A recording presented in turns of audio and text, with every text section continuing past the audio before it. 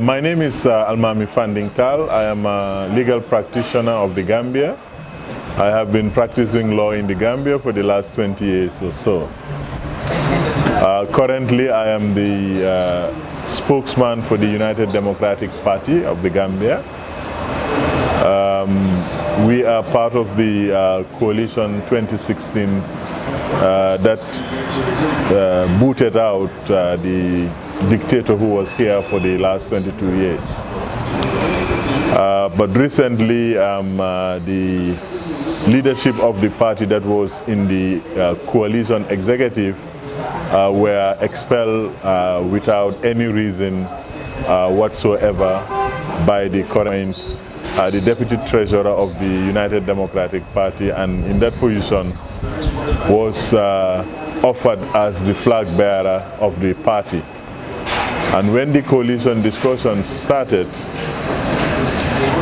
he was representing the United Democratic Party until such time that the coalition agreed that anyone who was successful during the primaries will have to resign from his party.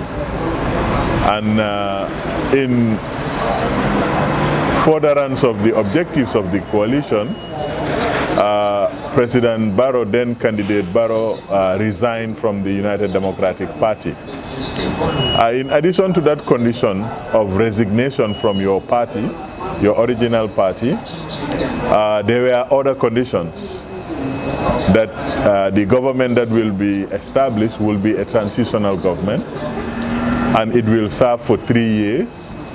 And in the appointment of the cabinet and the leaders, there would be a consultative committee that will help to vet the appointments of members of the cabinet.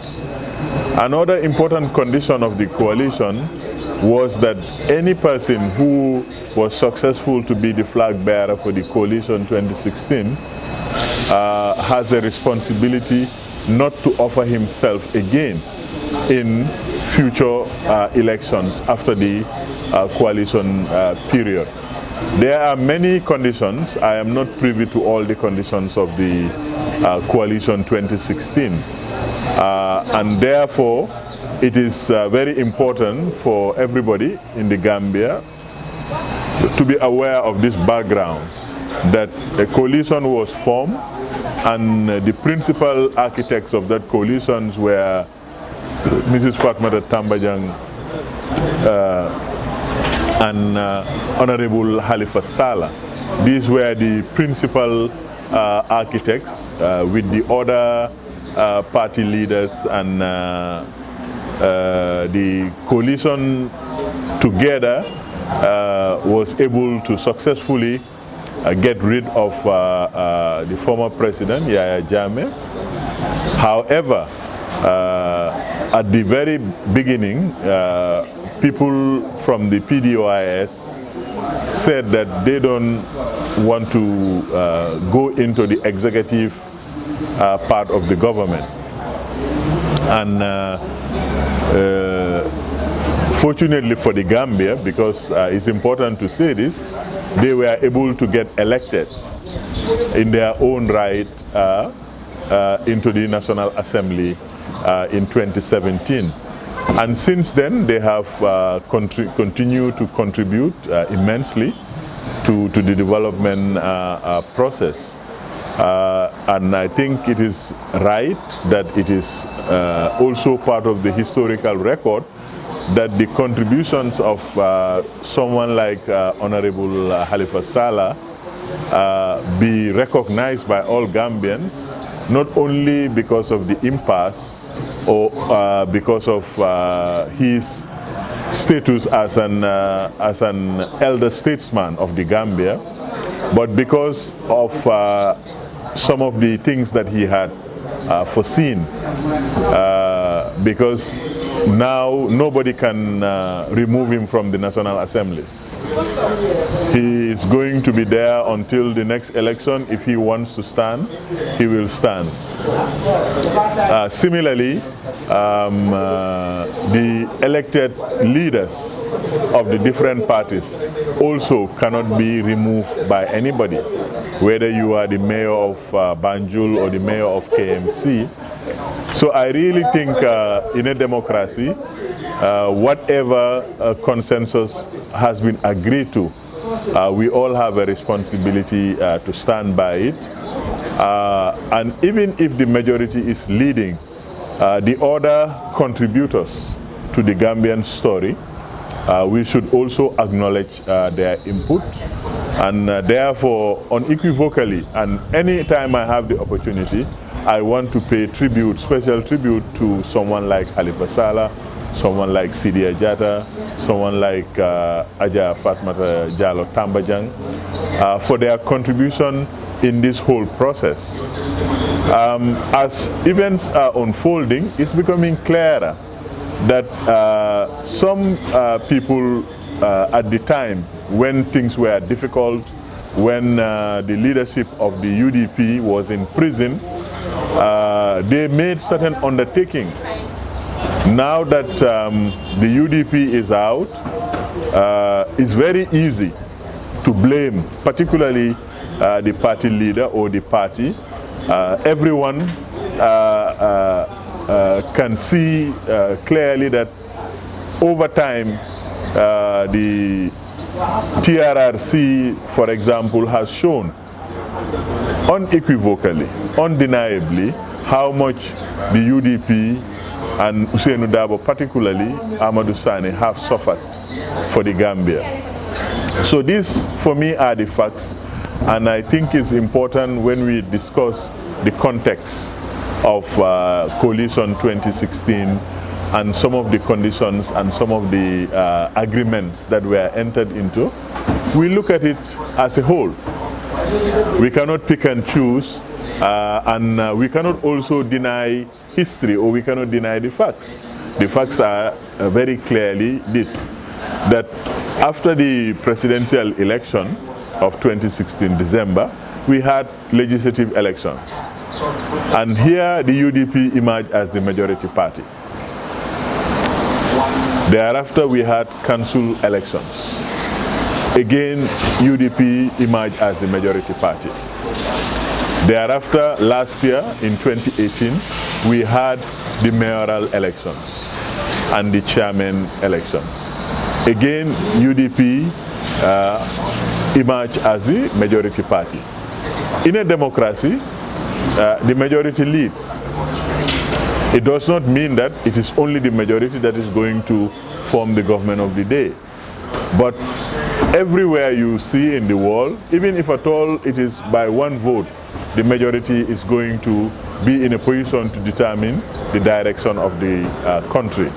Because if you look at the executive arm of the government now, apart from the president, almost everybody who is there is not representing the majority of the Gambians who have voted in all the elections that had happened. Whether it's the vice president, whether it's the minister for tourism and culture, all of them have, if they have a base in the Gambia, it's a very small base. So these are issues that every Gambian must be able to speak about, but now it is looking increasingly like this. You can do anything, you can say anything, as long as you are not a member of the UDP, there will be no consequences. We have seen the Jane Commission report. It has been issued almost 4 or 5 months now. We haven't had any significant action that the government has taken, apart from forfeiting the assets that Yaya Jammeh used to claim to be his to the state.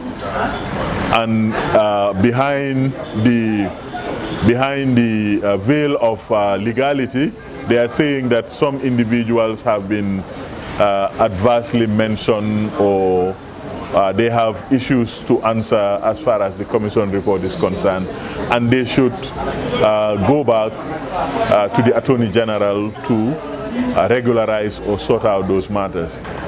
Everywhere where you have commission of inquiry of this magnitude, at that cost, it's extremely important for the people to get to know what were the main findings of the Commission report, what were the main recommendations, so that Gambians know that the rule of law is happening across the board. The TRRC is a process going on and maybe going for another 2 years or for another year. What is concerning to most of us now is that the victims of the dictatorship regime up to now are in pain. They are not given any reparation as soon as their testimony is either given or believed. We believe that it is important that whilst we want to find out about the truth of what has happened, the victims who had suffered, who had been either killed or tortured or imprisoned, for them to have a special dispensation to take care of them so that they can fulfill, if you like, themselves and their potentialities. So a lot of things are going on during these 2.5 years. So it is important that when we discuss these issues, we try to contextualize it. A political agreement, everyone knows, is not the same thing as a legally binding agreement or as a constitutional provision. Everyone knows this. But a political agreement is an agreement that is made and it is represented to the people.